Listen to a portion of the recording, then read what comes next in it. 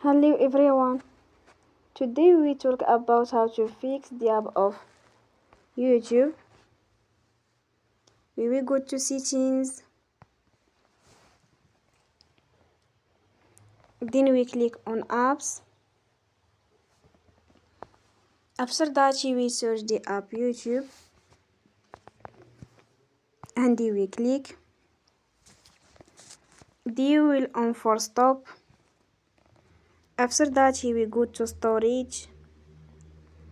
Then we click on clear cache.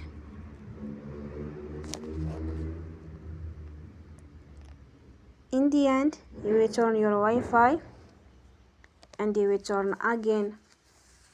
Don't forget to support us by like and subscribe.